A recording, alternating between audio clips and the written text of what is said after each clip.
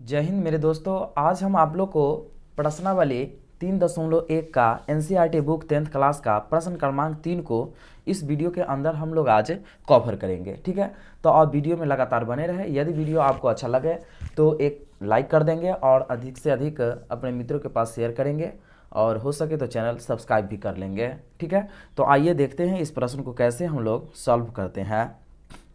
प्रश्न बोल रहा है 2 केजी सेब और 1 केजी अंगूर का मूल्य किसी दिन 160 रुपया था।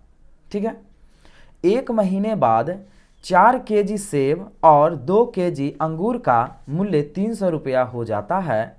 तो इस स्थिति में बीजगणितीय, देखिए बीजगणितीय और ज्यामितीय रूपों में व्यक्त करें। यहाँ दो कंडीशन दिया है और ये दोनों कंडीशन में हम लोग को ये प्रश्न को सॉल्व करना है। ठीक है, तो आइए सबसे पहले हम लोग बीजगणितीय रूप में देखेंगे। ठीक है, तो यहां लिखना पड़ेगा क्या, माना 1 केजी सेब का मूल्य, ठीक है 1 केजी सेब का मूल्य, यहाँ तो दिया क्या कि 2 केजी सेब और 1 केजी अंगूर का मूल्य 160 रुपया है। तो यहाँ स्पष्ट रूप से हमको पता नहीं चल पाया कि यहाँ सेब का मूल्य कितना है और अंगूर का मूल्य कितना है, इसलिए यहाँ मानना पड़ा, यहाँ मानना पड़ेगा x। ठीक है, तथा अंगूर, तथा 1 केजी अंगूर, तथा 1 केजी अंगूर का मूल्य y रुपया। ठीक है, x रुपया और y रुपया हो गया। ठीक है, तो अब हम आएंगे क्या, प्रश्न से आएंगे, लिखेंगे क्या प्रश्न से। ठीक है, तो यहां आते हैं, यहां क्या कहा कि 2 केजी क्या है, सेब है, मतलब 1 केजी सेब का मूल्य कितना है, x रुपया है, तो 2 केजी का कितना होगा, तो लिखना पड़ेगा यहाँ 2x। ठीक है, और फिर 1 केजी अंगूर, तो क्या लिखना पड़ेगा 1y। इसका मूल्य कितना हो गया, दोनों का मूल्य, दोनों का मूल्य का मतलब जोड़ना पड़ेगा, दोनों का मूल्य 160 रुपया हो गया। इसको हम समीकरण 1 लेंगे। ठीक है, इसी तरह से 1 महीने बाद 4 केजी सेब, तो फिर क्या लिखना पड़ेगा ना, यहाँ 4x और फिर 2 केजी अंगूर, तो 2y। इसका कीमत कितना हो गया, टोटल कीमत का मतलब जोड़, तो कितना हो गया 300 रुपया, जो कि ये समीकरण 2 हो गया। ठीक है, तो अभी तक जो हमने देखा यहाँ तक जो निकाला ये बीजगणितीय रूप हो गया। ठीक है, अब हम लोग चलेंगे क्या, ज्यामितीय रूप से। ठीक है, अब ज्यामितीय रूप से, ठीक है, अब ज्यामितीय रूप से चलेंगे। जब ज्यामितीय रूप से चलेंगे तो देखिए इसको कैसे हल करेंगे। अब यहाँ हम समीकरण सबसे पहले 1 से चलते हैं। ठीक है, तो यहाँ लिखेंगे क्या, समीकरण 1 से। ठीक है, समीकरण 1 से।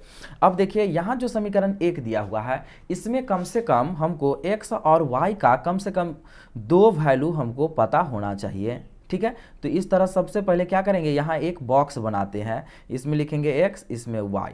ठीक है, और ये समीकरण लिख लेते हैं, क्या है 2x + 1y इक्वल क्या है 160। ठीक है, अब यहाँ पर हम x का कौन सा डिजिट रखेंगे, y का कौन सा डिजिट रखेंगे, जो एक स्मॉल, एक छोटा सा डिजिट हमको बन करके आ जाए। ठीक है, तो यहाँ जब हम अगर देखना चाहेंगे तो यहाँ यदि हम कुछ भी रख सकते हैं, अपने मन की बात है, और मन से हम यहाँ पर कुछ भी रख सकते हैं। ठीक है, तो अगर हम मन से अगर कुछ भी रखना चाहें तो यहाँ हम क्या रख लेते हैं, यहाँ हम 40 अगर रख देते हैं। ठीक है, x का मान कितना रखेंगे 40, तो यहाँ लिख लेते हैं x बराबर 40। तो अब क्या होगा, इसमें 2 गुने x के जगह क्या रखना पड़ेगा 40 प्लस 1y को सीधा y लिखेंगे बराबर 160। ठीक है, अब इसका जब गुना करेंगे क्या होगा, 80 + y बराबर क्या होगा 160, तो y बराबर क्या होगा 160, ये प्लस में इधर आएगा माइनस में, इसको घटा देंगे तो क्या होगा 80 हो जाएगा। तो इस तरह से यहाँ पर क्या हो गया, तो 80 हो गया। ठीक है, फिर अब क्या करना है, ये तो निकल गया x और y का एक उनको वैल्यू निकला, फिर अब y का कम से कम क्योंकि हमको 2 डिजिट्स का मालूम होना चाहिए, तो इस तरह से y बराबर अब फिर कुछ हम रख लेते हैं। तो y बराबर यहाँ क्या आप रखेंगे, y बराबर हम यहाँ पर 0 रख देते हैं, मन से क्या रख देते हैं, 0 रखते हैं, 0 रखते हैं। तो अब क्या लिखेंगे, सबसे पहले लिख लेते हैं समीकरण y इक्वल क्या है 160। तो क्या लिखना पड़ेगा 2x प्लस y की जगह 0 बराबर 160। ठीक है, तो अब क्या करना पड़ेगा हमको, यहाँ लिखेंगे 2x बराबर 160। तो x बराबर क्या होगा 160 और बट्टे में ये 2, जब इसको काटेंगे तो ये 80 मरतबे में कट जाएगा तो 80 हो गया। तो इस तरह से अगर देखा जाए तो x का मान इसमें कितना हो गया, तो 80 हो गया। तो इस तरह से एक समीकरण 1 का ये बॉक्स निकल गया। सेम इसी तरह से हम समीकरण 2 का निकालेंगे।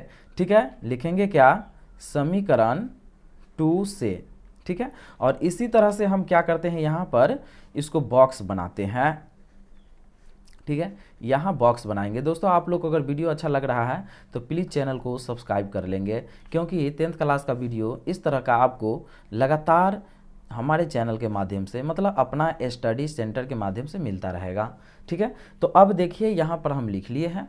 अब इसमें भी क्या करना है कि यहाँ x का वैल्यू क्या ऐसा रख देंगे कि y का वैल्यू हमको एक स्मॉल छोटा सा डिजिट बन करके आ जाएगा। तो यहाँ अगर हम चाहते हैं कि यहाँ तो हम 50 रख सकते हैं आसानी से। ठीक है, 50 रख लेते हैं, आपका जो मर्जी है वो रख सकते हैं। तो x बराबर यहाँ हम 50 करेंगे। अब देखिए करेंगे क्या, 4 गुने x की जगह 50 जोड़ 2y बराबर क्या होगा, ये 300। अब इसको जब गुना करेंगे तो 200 प्लस 2y बराबर क्या होगा, यहाँ 300। अब लिखेंगे 2y बराबर, जब 2y बराबर लिखेंगे तो क्या लिखना पड़ेगा, यहाँ 300 और प्लस में है तो इधर आएगा क्या, ये माइनस में हो जाएगा 200। तो 2y बराबर क्या हो गया 100। तो y बराबर 100 बट्टे 2, ये काट करके कितना आ गया, तो 50। इस तरह से x का वैल्यू भी 50 आ गया और y का वैल्यू भी यहाँ पर 50 ही आ गया। तो एक एक डिजिट निकल गया, एक डिजिट और निकालना पड़ेगा। अब हम y का मान रखेंगे या x का मान हम रखेंगे, यहाँ पर हम कुछ भी रख सकते हैं। ठीक है, तो यदि अगर हम चाहें तो यहाँ पर y का वैल्यू क्या रख लेते हैं, तो y का वैल्यू हम कर देते हैं 0। ठीक है, y का वैल्यू क्या कर देंगे, यहाँ पर हम 0 रख देते हैं। तो अब आइए y इक्वल क्या कर देते हैं 0। तो अब हम क्या करेंगे, यहाँ 4x प्लस 2y बराबर क्या होगा 300। तो अब लिखते हैं 4x प्लस 2 गुने 0 बराबर 300, ऐसे हुआ। अब क्या होगा, यहाँ 4x, ये इसका वैल्यू तो 0 हो गया, तो बराबर सीधा लिख देते हैं 300। तो x बराबर 300 और बट्टे 4, जब इसको भाग देंगे ना तो 75 मटर में कट जाएगा। तो ये कितना हो जाएगा, ये 75 यहाँ पर x का वैल्यू हो गया। ठीक है, तो अब आइए वीडियो में आप लगातार बने रहेंगे और ये दोनों बॉक्स के माध्यम से अब हम ग्राफ को दर्शाते हैं। तो देखिए तो ग्राफ को हम कैसे अब दर्शाएंगे। तो अब देखिए, अब इस बॉक्स को हम लोग कैसे ग्राफ पर दर्शाते हैं। ठीक है, यहाँ पर हम लोग 2 बॉक्स निकाले थे, समीकरण 1 और समीकरण 2 निकाले थे। ठीक है, तो आइए सबसे पहले फर्स्ट बॉक्स को देख लेते हैं। x का वैल्यू क्या है 40, तो x का वैल्यू यहाँ 40 हो गया। ठीक है, इसके बाद y का वैल्यू कितना है 80 है, तो यहाँ 80 हो गया। ठीक है, ये 2 बिंदु हम यहाँ पर अभी तत्काल में लगा दिए। ठीक, इसके बाद देखते हैं क्या, यहाँ x का वैल्यू कितना है 80 है, तो यहाँ हम लिख लेंगे क्या 80, और y का कितना है 0 है, तो यहाँ लिख लेंगे हम क्या 80,0, इस तरह से हो जाएगा। ठीक है, अब हम सेकेंड को देख लेते हैं। सबसे पहले तो फर्स्ट आ गया, तो फर्स्ट को क्या करना है, यहाँ से लेकर के अब यहाँ तक, मतलब फर्स्ट बॉक्स को और सेकेंड बॉक्स को हम क्या करेंगे, यहाँ मिलाएंगे। तो सबसे पहले तो इसको यहाँ आएंगे ऐसे करके। ठीक है, ऐसे करके आते हैं, यहाँ से ऐसे मिला देते हैं। ठीक है, मिलाने के बाद क्या करना है, फिर हमको इस तरह से ये बॉक्स यहाँ से लेकर के और यहाँ तक हमको मिला देना है। ठीक है, इस तरह से मिला देंगे और ये समीकरण लिख देंगे। तो फर्स्ट समीकरण क्या होगा 2x प्लस वाई इक्वल क्या है 160।